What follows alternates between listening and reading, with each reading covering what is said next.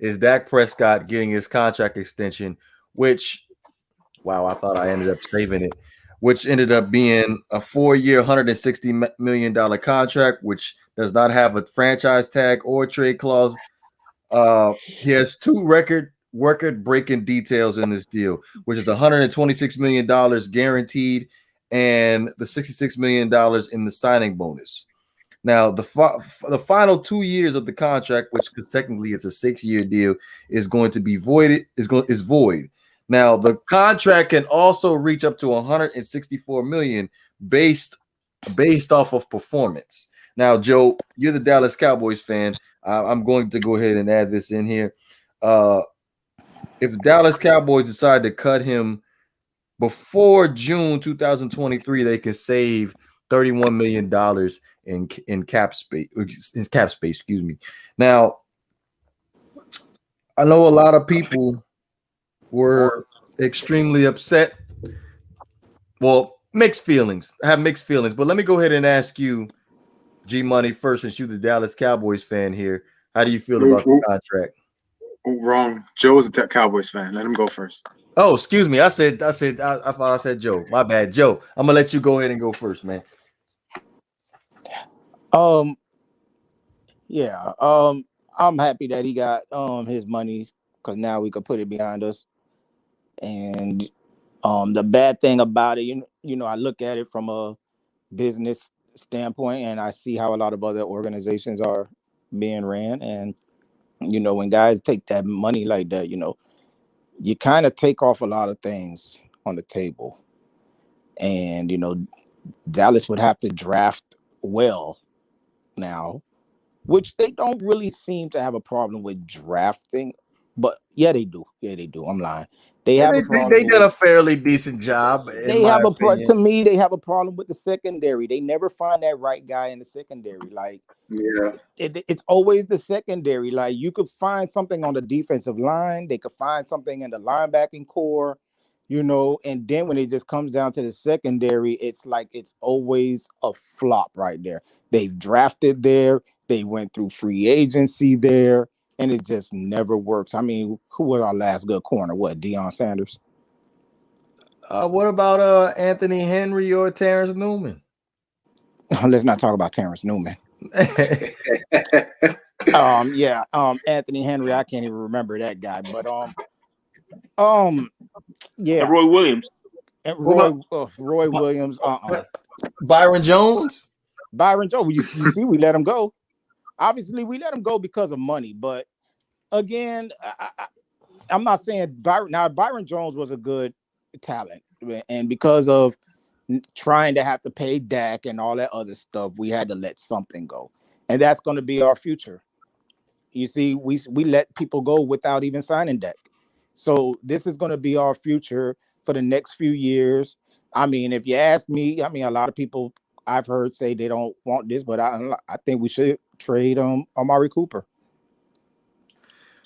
You know what? I was going to save this a little bit later. Hold that thought, though. Hold that thought. But G Money, I'm gonna go ahead and let you go next. Okay, so I think that for him, I'm never against somebody, getting their money, get paid. But I think that people should take that. Not that he's Tom Brady, but take the Tom Brady mode. You know why the reason why Tom Brady wins every year is because he takes pay cuts so the team can build around him. Now you spent all this money on Dak and you can't really do anything else.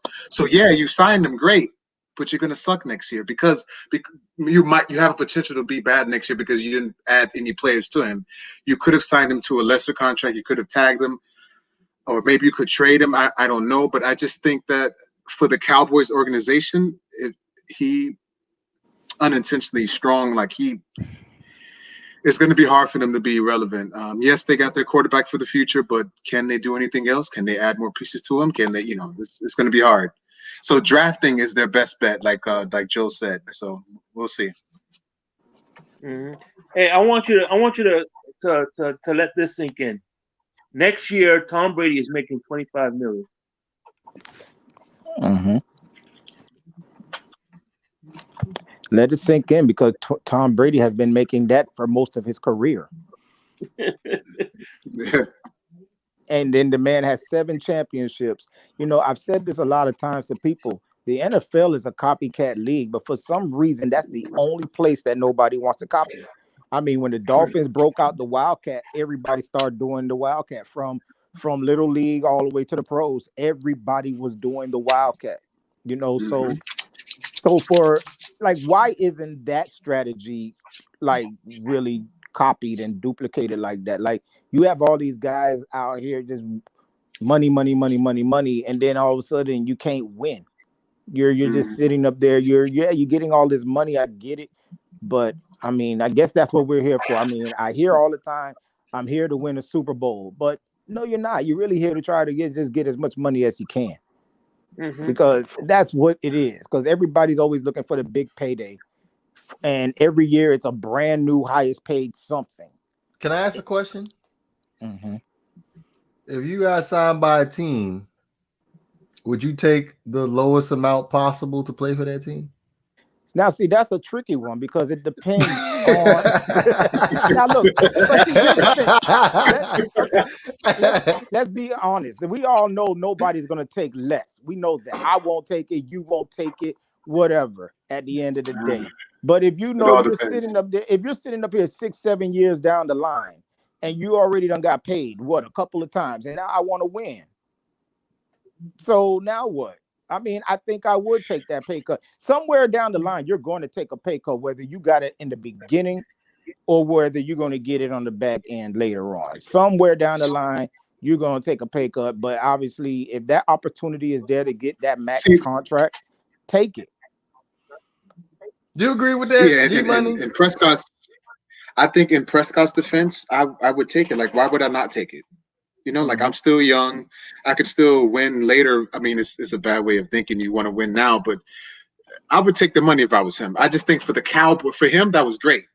Get the money, but for the Mhm. Cowboys, it was not great. Mhm.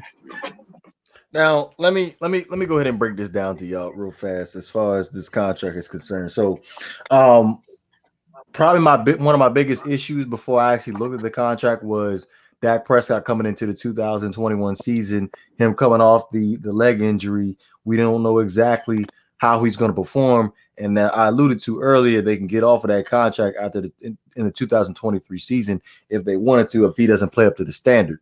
Now, 2021, his base salary is going to be $9 million. They ended up spreading out the signing bonus where he's going to be making 13.2 million in 2021, and the guaranteed money is going to be 9 million. So in total, he's going to be making 22 million for the 2021 season. Now, when you hit 2022, that's when you're going to be end up making the 33 millions, and then 2023, that's when you end up hitting that big money where he ends up making about $44 million in $44 million.